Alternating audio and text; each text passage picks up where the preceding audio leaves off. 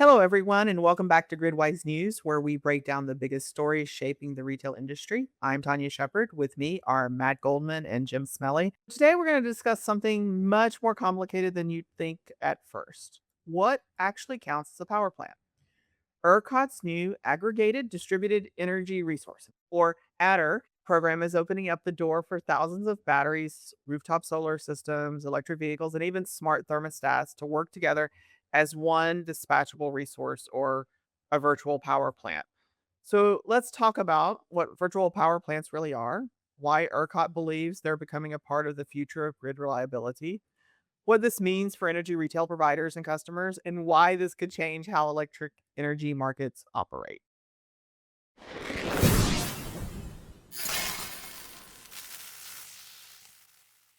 Let's just talk about the definition of a virtual power plant. At a high level, they either are supply side, meaning they're doing generation, or they're on the demand side. So, supply side, residential, solar, rooftops, small commercial turbine, wind turbines. And I think that's what most people think of when they think of a virtual power plant. But there's also this idea that it's demand side. So, if you can link together 50,000 smart thermostats and drop the temperature they're set at by 1 to 2 degrees, then you suddenly create what they're calling a negawatt. So instead of generating a megawatt, you're reducing the load by a megawatt. And they can control anything from pool pumps to hot water heaters to start smart thermostats. So, what do you think about this, and how does that interplay with how the consumer might look at it?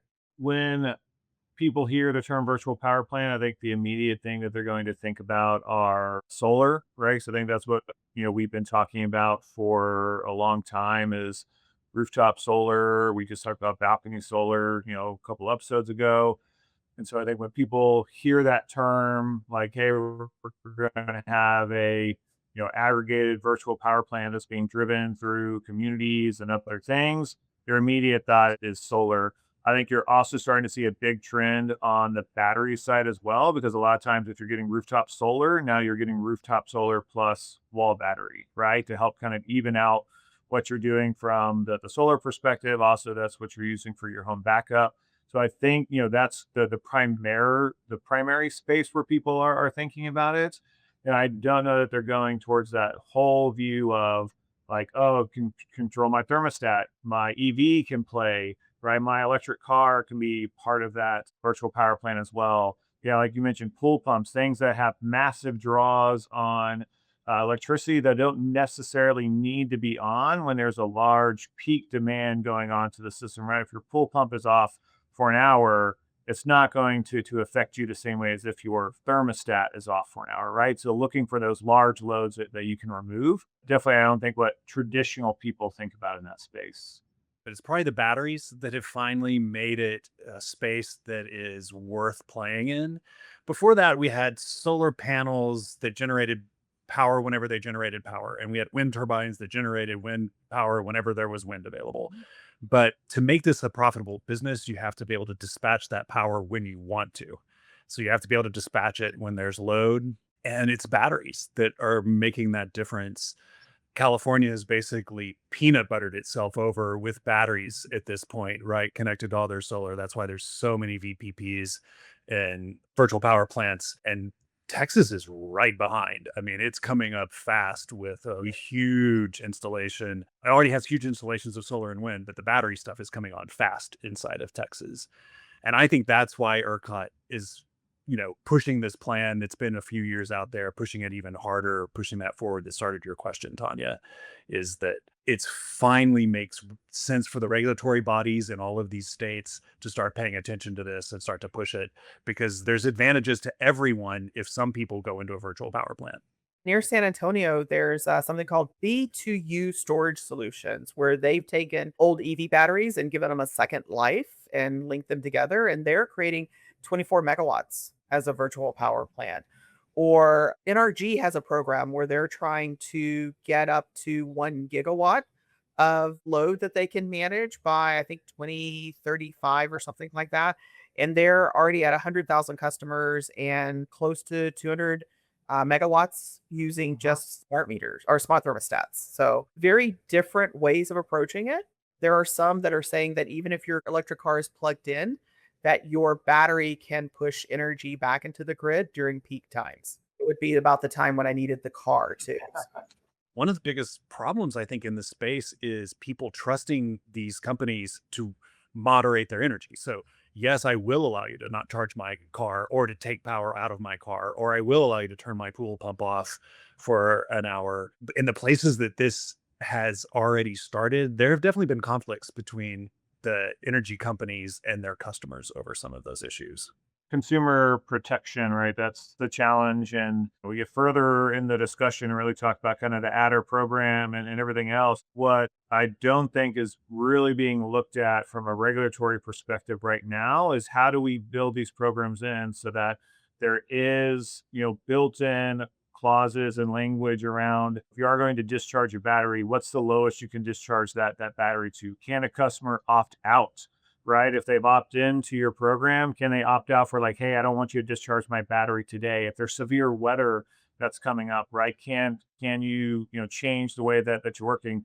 I know there are a lot of virtual power programs that have that in, like I think Tesla's VPP product that they offer as a part of their energy retail plan has those settings that you can, as a customer, say you can discharge my battery down to 20% if there's a severe weather thing, right? That they won't discharge your battery. Obviously, some of that is what constitute as severe weather for different people, right? Do you trust that the system is going to do what it said? Can it be overridden, right? Those are the public side of the trust, right? That it's going to have to be gained from a large adoption in the VPP space. So let's talk a little bit about ERCOT's ADER program. I think it's in phase 3 now, mid 2025. It went from just exploratory sort of idea. Now it's under total ERCOT stakeholder rules. So it's pretty much here to stay. Phase 3 was about aggregated non controllable load resources, where those third parties bring together the load, but not every device is forced to go through the bidding system. So they're really going out to the market and saying, we see an issue coming up. We can add energy to the grid, but it's a business, right? They're going to make money off of it. They're going to go and price it at market prices. So where does that benefit? Does it ever go down to the consumer? Does it stick with the companies? One of the things I would like to point out is that ADER is specifically for Texas. I think it's because of the way that, ERCOT has designed the grid is it really follows kind of FERC order 2222, right? Which is the same thing. It's about enabling RTOs and ISOs to remove barriers to an aggregation program. That's what ADER is kind of really focused on. The key that I found is that a lot of the infrastructure to support something like the ADER program and being able to charge and discharge are already in place in kind of those large areas where you're looking for this, where you have that peak demand. You already have, the companies that are installing not solar and batteries from, 5 years ago, but solar and batteries now are being installed with that vision of, a virtual power plant. So the ability to charge and discharge and ensuring that the infrastructure that's around is built to support it. So I think that the cost from a non-VPP customer should be minimized, but there is going to be some cost that's going to go into supporting, transmission distribution updates, but I don't think it's going to be a huge increase. There's going to be some, but I would hope that some of that gets pushed to the aggregator side as well, right? If the aggregators are bringing these customers to that market, that part of the cost of being in the VPP plan and space is some cost that goes into upgrading the market to support what you're looking to do. But that's unknown, right? There's no transparency around where that cost is going to go right now. Have tried my best to figure out who captures the value in a virtual power plant. Is it the actual end customer with the solar and battery on their wall? Do they capture the value? Does their aggregator or rep, are they the one that captures the value? Is it the end that we all capture the value because there's load that wasn't put onto the grid? And the cleanest company to test this out with would be Tesla, because they've got the most number of customers. They have the clearest market model, right? Because they own the whole thing top to bottom. So it'd be the clearest. And of course, Tesla is completely unwilling to share any of that data about who captures what value. It's very hard to tell. But the largest one of these installed in the world is a Tesla centered system in Australia. And the people there love it. They actually have different problems to deal with in Australia. They're not putting data centers everywhere right now, right? But their electricity rates are substantially lower than ours. I think it's 1 in 3 homes there now is solar panels with battery. And so people are really able to take advantage of it. It seems to me that when it starts to spread across the US, it will be popular. And I think Matt was saying this already, but the primary problem now is not technology related. It had been in the past, but we know how to connect all of these systems up. We know how to do curtailment across them. The problem now is really a regulatory framework problem. There will be one framework basically that will cover most of the US, and then we'll have a separate one for Texas. I do think while it is hard to kind of quantify, I would say the aggregator is probably where the biggest benefit's going to go. Otherwise, you wouldn't be an aggregator, right? You're doing that to help make money. But I do think that you're going to see it across kind of everywhere, right? Obviously, people who don't have solar and battery backup and other things are going to benefit from hopefully lower peak costs and demands, right? Which should lower the benefit. People who have installed solar and battery, they're going to get some sort of kickback in value beyond just I'm lowering my energy costs already. I have backup, power and generation for when the power goes out. But now on those days where it's really sunny or where my battery's fully charged and there's a peak demand, well, now I can make more money by kind of discharging if I'm in that program. And I think the other side of it you'll see is now it'll become an incentive for people to install solar and batteries on their homes, right? It gives these solar and battery manufacturers another route to customers once you start to have, all the energy providers say, hey, do you have this? Do you want to participate in our VPP? Here's what you can make by doing this. And it starts to help people offset that cost of that solar installation and say, well, not only am I going to get the ROI for lowering my energy costs, but now if I participate in this VPP, there may be some potential to lower that more, right? I think you'll see that the benefit kind of shared everywhere. Where the largest one, I don't know. I was unfamiliar with them until looking into this. Do you guys know the company Solarite in Texas that as part of their product, they'll give you a 12 cent per kilowatt hour guaranteed price with no extra fees, and they give you a battery and you put it on your wall, but you are required, of course, to get this rate to let them use that battery for whatever purpose they want. It's very interesting because for a long time, it's been hard to figure out how to differentiate yourself in, say, the Texas market on anything other than price, maybe rate structure, but it's essentially price. And now you're seeing people do something a little bit different. Where a retailer that if you let us control your usage and your battery, we'll give you a lower rate. That's an interesting product that might start to spread. That's a good example. Like you said, Tesla is another good example. I think you'll start to have your traditional retailers now needing to compete with these solar installers and operators that now have another avenue towards either bringing customers from like an aggregator to say, hey, I have a portfolio of 10,000 customers that I can move around and take to different places and look for the best deal I can get them. Or I want to become an energy retailer myself and be able to provide some of that. So there's going to be, I think you're going to see a lot of competition in that area as ADER and the FERC order kind of move and progress along in their journey. Like you said, a lot of smaller companies start up because they're able to be more nimble and flexible in what they offer. And then as they accumulate mass of customers, they'll get bought up, right? We've seen that happen with Sunrun. How does this impact the wholesale market? And why is this now like the right time to introduce this? It has a pretty dramatic potential impact on the wholesale market. I mean, we shouldn't oversell it. No virtual power plant is ever going to be as big as a nuclear power plant or something like that, right? But it still could have a significant impact outside of Texas. I think that's why the regulated states are interested in this, because putting this kind of infrastructure in place might help you reduce a power plant, but maybe even more importantly, might help you reduce transmission line costs, which are actually sometimes the bigger problem in the United States now is actually not our generation, but our transmission. I know that's true in Texas, and it's at least partly true here. So it could reduce some of the need for that because you're generating the electricity without having to just send it through the transmission lines. Maybe resilience is the most important thing that this could offer, but possibly lowering costs is the second thing that I think that virtual power plants can offer. I think if you talk about where it affects the wholesale market, I mean, as I think we've kind of said a couple of times before, it's in that peak demand. The solar and battery that's out there, those have been out there, right? So those have already been kind of thought about, hey, how is this going to shape where that demand is going? But now the difference is the ability to actually consume that energy back, right? So those batteries have been charging and now we've got peak demand.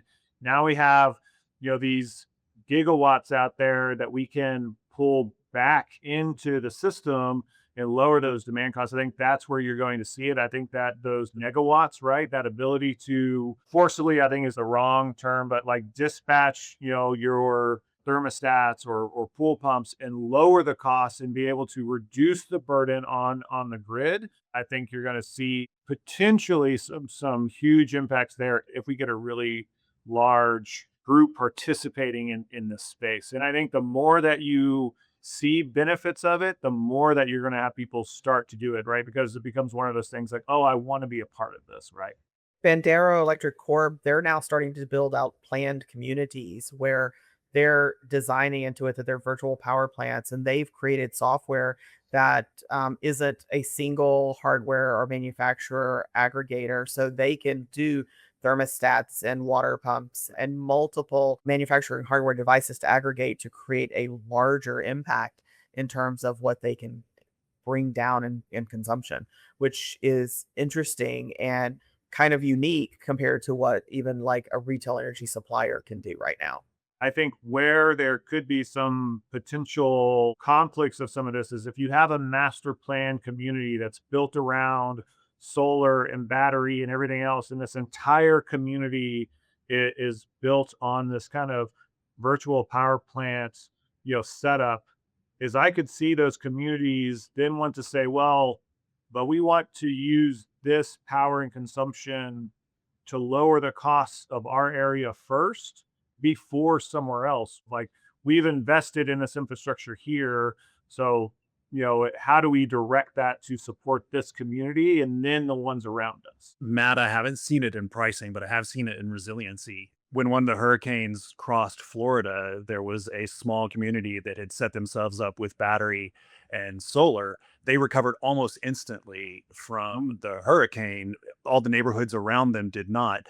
And it caused major social issues whenever the neighborhood right across the street from you is out of power for 2 weeks and your slightly richer, maybe better prepared community is not. We got a gas backup generator not that long ago, but I mean, I remember every time you lose power and you look down the street and you're like, oh man, but the houses 5 houses down have power. What's going on? You feel that like, the have and the have nots just from that, like their fuse didn't blow, but mine did. So I'm here without power. So I can definitely understand that after like a hurricane comes through and it's multiple days, right?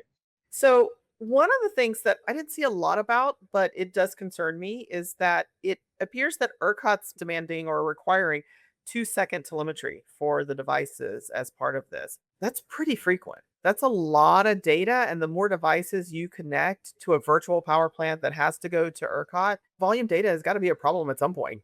In 1999, I wrote curtailment software for a bottling company in Dallas.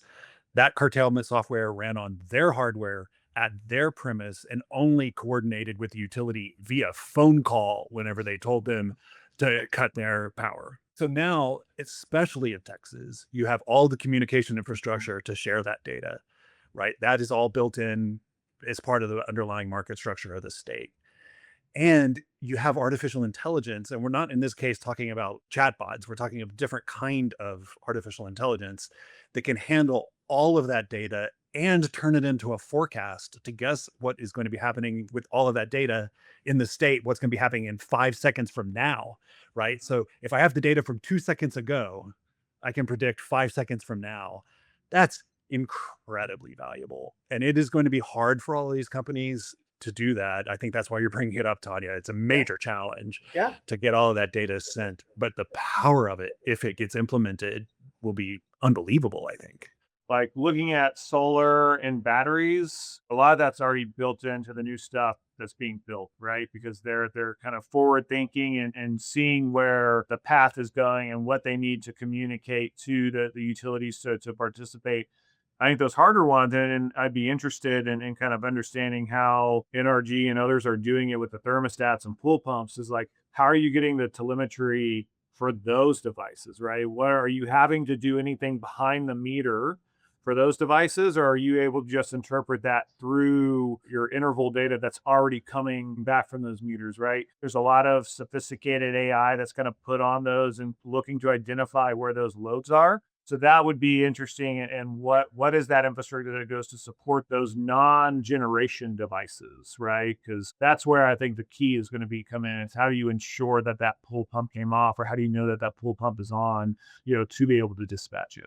And in order to get that technology for those devices, it's a lot of upgrades for the homeowner or additional installs and costs associated Yeah. to it. Probably about a year ago, I got contacted by somebody that I used to work with who's like, "Hey, you're living in Texas now. You want to participate in the program with this retailer where they can control your thermostat? They're going to give you a really good rate, but you have to have a specific type of thermostat." I'm like, "Well, this better be a really good rate to make it something I'd consider. So, what's the rate?" And the rate he gave me wasn't any different than the rate I was already paying. There's no benefit for me. He's like, "Well, I'm just trying to help." I'm like, "Okay, well, then you got to work on the pitch and the value add because it's not working for me." So energy retailers really have to think about this as they want to try and roll it out. Yes, but I do think it is an opportunity to be differentiated. Texas energy prices are increasing pretty fast, a little bit of faster than they are in the rest of the country. And if the data centers come in at the pace that we think they are, you could see that speed up even more. And so a company that solves some of those problems and offers you the battery, offers you the thermostat, and Yes. gives you a rate that is differentiated or at least guaranteed not to go up, I think that's a compelling story. Now, there's a lot of things that are a little bit trickier on the backside of that, like getting some kind of device on your pool pump or, Mhm. on your intermittent refrigerator that doesn't have to come on all of the time. I haven't seen any good answers for that. I know that there's technical solutions out there, but nobody's going to go plug that thing into their pool pump. Few people will go do that. But I think this is why Texas is so interesting. Texas will be the experiment for the country Yeah. on this. They will lead forward on this. California might be ahead right now, but that's just because they have so much capacity installed. Yeah. Texas's laws will probably cause Texas to outpace California. And I think it's interesting. If I were in Texas, I would be pretty interested in participating in something like this today. Especially if you already have the hardware on your house, what is the benefit that you can gain out of doing that? Can you find that product that is marketed right, that lowers your rates, right, to see how it actually works? If I had solar and battery in my house, I'd probably be looking around and seeing what's out there. And I think even some of that for me is just being conscious of how it can help me in the long run, or other people around me in the long run as well, right? Hopefully I would have to get a lower cost to do it, but if me and other people around are helping to lower those peak demands, knowing what that does to the market. I was one of those gritty customers before Index was outlawed in Texas for residential customers. So I understand the pain of what happens when those peak demand spikes. So for me, it'd be really interested in taking a part in that in some way. But yeah, I just don't have the solar battery in my house to do it yet. If you look at Texas, there's still so much new construction of homes going on that Oh, it's the all perfect place to put in new technology to support this. by default, those houses are going in with solar or and battery in there, or customers before they even move in, right? That's what they're bringing, because it's like, well, I'm already buying a new house. New house rates are already as expensive as they are. I want my house to be energy efficient, but then I also want to try and get as close to net zero as possible as I can with this. And if I can participate in a VPP to help offset the cost of putting that on, yeah, why wouldn't they do it, right? If I remember right, the average payout time for a solar and battery installation is just shy of 10 years right Yes. now. So something Yep. like 9 years. And so imagine that a virtual power plant turns that into 7 years, right? Because you're now getting some value out of that. Mhm. It just means a lot more people will consider putting that on their home. I think we're likely to see that. As Matt said, if you drive across Texas now, new construction, there's solar on a large percentage of them. I don't know what it is, but you could see the solar going up on them. And even here in Colorado, where we don't have those advantages, most new home construction has solar on it. Why wouldn't you? It's the cheapest way to get your at least a portion of your energy at your home. So, with all of the distributed resources, does it mean that we're possibly moving more to a more decentralized grid? Yes, we will be ultimately more decentralized just by the nature of having decentralized generation. But the thing that people need to understand is that it will not replace what a power plant does, right? We will be decentralized from more of a reliability perspective, right? To lower and curb, certain, peaks and other things. But a really good quote that I saw is a 4 hour battery can move, the sun to the dinner hour, but it can't move July to January. We can only do so much when we're talking about lowering people's thermostats, telling batteries to stop charging or discharging from batteries, because eventually those will hit a limit where they stop producing or they stop giving you the benefit you're looking for. But the power plant just keeps going, right? It's always generating. So I think yes, more decentralized, but only when we're talking about kind of key points in what that VPP is designed to do, right? Curb demand, increase reliability, but it's not going to replace wholesale generation. I guess I see it in two places. Yes, decentralized generation, right? That's definitely happening. And that means in some way decentralized resiliency too, Mhm. because you can be resilient without the network. But on the other hand, when we talk about a virtual power plant, what we're talking about is taking all of those decisions away from those people and moving them to some centralized organization that is handling them, right? Yeah. It's arguably far more centralized control of overall electric usage than it was before. So I don't know that you can make the claim it's a democratization of energy thing that's going on necessarily. The customer service issues that you will deal with in this space are totally different than you were going to deal with Oh before. yeah. And the trust issues may be even more hard to deal with. Wow. So, what does this mean for solar, right? Do we think we see an increase in solar panels being installed almost on every home at some point in the future? I don't have data on it, but isn't that what you see where you live? When I drive around, old homes are getting them installed at a relatively slow rate, but new subdivisions here. I live in Colorado where it's very sunny. So, the economic makes a lot of sense here. I just see them everywhere and not just in homes. We're starting to see parking garages covered with them. The tops of our Walmarts are getting covered with them. I imagine they're 50% cheaper this year than they were 4 or 5 years ago.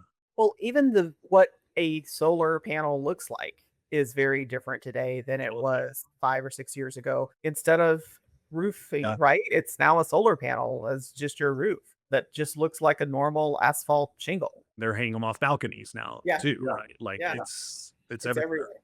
If virtual power plants become something that really hits the mainstream in terms of large scale involvement, if people see that there's a true benefit to that program, and if I, as a non solar user, feel that my power, that the cost for energy has decreased because of other people having solar, that will then push me to look at, well, how can I make it even cheaper for me, right? Which will then hopefully make other people's cheaper. And I think that you will see a increase in people looking to put more solar on, but I think it's going to have to coincide with the energy retailers and installers having a good marketing plan around that, right? What is the benefit of putting this on? What are you gaining by spending that big upfront cost in solar? How quickly are you going to get it paid back? And I think the other key is just when we're talking about virtual power plants, is it's no longer just solar, right? It has to be solar plus battery. Like the biggest complaint was always, well, if it's sunny or stormy, it's not helping me. Well, if I have battery, now I can cover some of those days. And now the battery is what really dispatchers care about, right? Because they know they can measure it and say, I know how much power is in that battery. I know I can dispatch it. I know it's available. Where the solar panel's available now, but a cloud comes over and now like that generation's gone for 15 minutes or whatever. So I think you're going to see an increase there. And I think what you'll see is an increase in solar plus battery being offered. And I think if it hasn't already, like just pure solar is probably going to go away. I do know China last year installed more solar than all of the world had installed in all of the previous years before. Right. I mean, they're making just an absolute massive investment in it. And of course, they don't have the market dynamics that we have. So they don't have to wait for customer pull to pull demand, right? They just decide that they're going to Yeah. go build giant plants. But they're solving this virtual power plant thing with batteries, with giant hydrogen creators, with giant stores of molten salt. They're trying everything in the world to store this energy, and you have to suspect that some of that tech is going to filter into the U.S. too, right? We'll start to do things other than just battery tech going forward. Is there a large transition of just battery wall without solar? I can charge a battery wall without solar now. It is going to cost me to do that. But if I can trickle charge it for a period of time, and all I'm really doing is either keeping it for me for, if something happens from a power going out or from a VPP dispatch, right? It's, that's probably doable from a cost perspective. Obviously, you're not getting the benefit of the solar charging it, but There are regulatory issues associated with that because the utilities, they don't love the idea that you might charge your battery during their 4 cent an hour time of the day and then dispatch it back to them at their 20 cent kilowatt hour time of day. But again, those are regulatory issues, not technical ones. yeah. Do we think that other ISOs will start to adopt programs like the ADER program in ERCOT, and PJM would probably be a good place? I think they're all looking at it, but I don't know that the regulatory guidelines are in place yet. I think, in fact, they got pushed, if I remember correctly. They've been pushed a couple of years. California really is probably leading the country in this right now. But Texas is going to be the first to change its laws to allow more competition in this space. And then we'll see if it works in Texas. It is possible, in my conspiracy theory side, that FERC said, let's hold off for 2 years. Let Texas try it. Let them really push it and see what the problems are before we try to roll it out in a way that'll affect most of the country. If it succeeds in Texas, if it succeeds in California, then yes, every other ISO is going to implement something, because otherwise they're going to be on the outside looking in, right? They're going to have customers who are going to be asking for this, not getting it. You're going to have data centers going in that's going to be raising customers' costs. And this is being proposed as a way to curb some of that, to be able to combat some of that data center cost. And if you aren't doing that, right, it's that publicity image that you're putting out there. Yeah, we could do this and help you, but we're not going to. Texas is also betting on the idea that behind these data centers, some of them are going to have their own generation, and that during peak demand time on the Texas network, those data centers will either cut their usage or supply their generation to the grid. I'm suspicious of that because if I was one of those companies, why would I build power that I didn't actually need for my product? Do you see a financial path for that in Texas? Is that where it's going to go? I think it has to. I think they'll earn their money, and they'll do it for the prices in the wholesale market to sell energy back into the grid. At the end of the day, all of these companies are about profits. Why wouldn't they? If you're wanting to put a data center in and you come and tell the community, hey, not only are we putting this data center in, but we're going to have this generation, we're going to have solar, we're going to have batteries, and we will be a part of a VPP program so that when you are having these peak demands, we'll dispatch our battery usage back in, because they're not saying that they're going to curb their usage. All they're saying is that we have this battery charge that we don't need right now, so let's dispatch it, let's make money. We're going to help you ensure grid reliability as a part of it, right? It becomes a part of that, like, how are we being a member of this community. That's why I'm suspicious.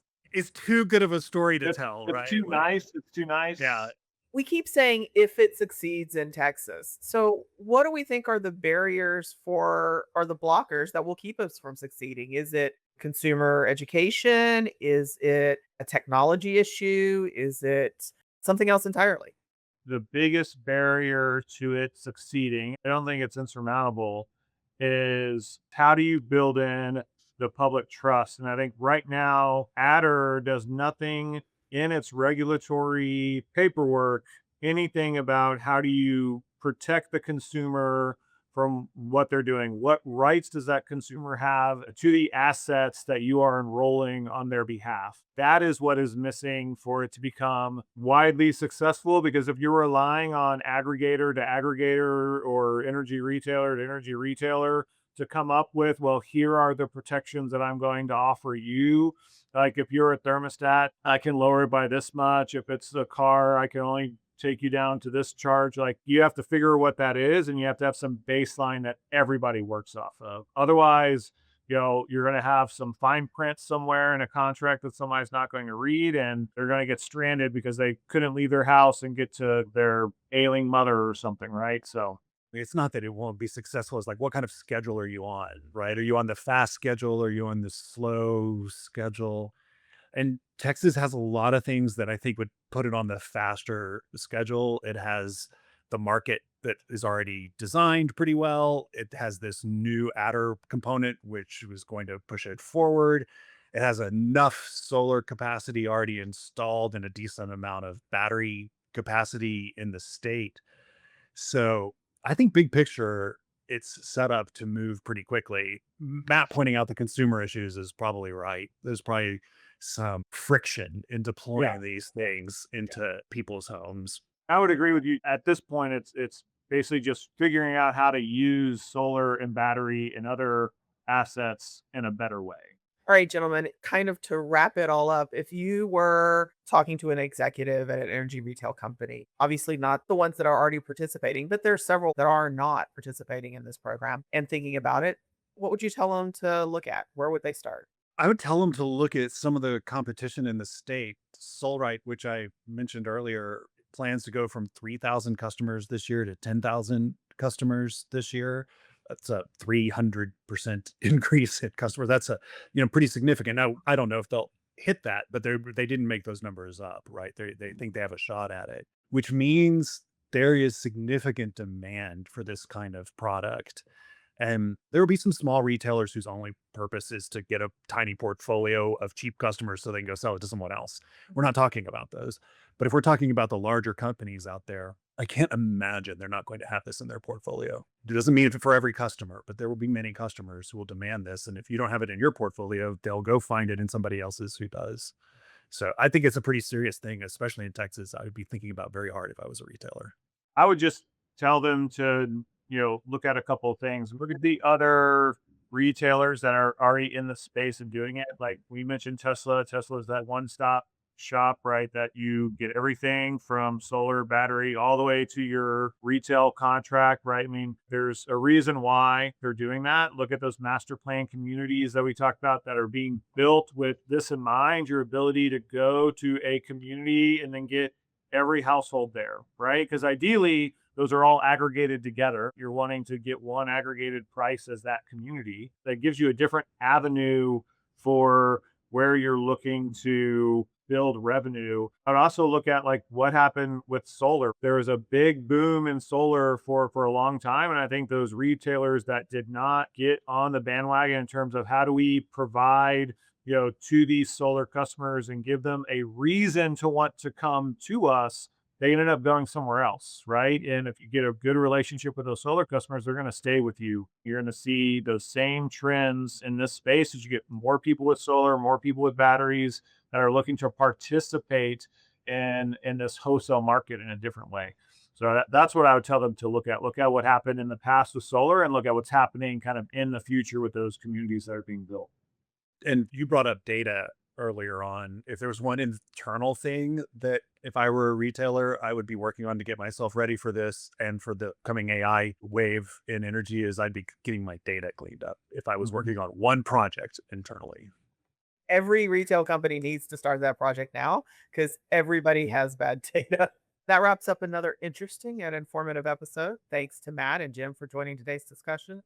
And thanks to all of you for listening. If you enjoyed today's conversation, be sure to like, subscribe, and share the podcast with anyone interested in the future of retail energy. We'll see you on the next episode of Gridwise News.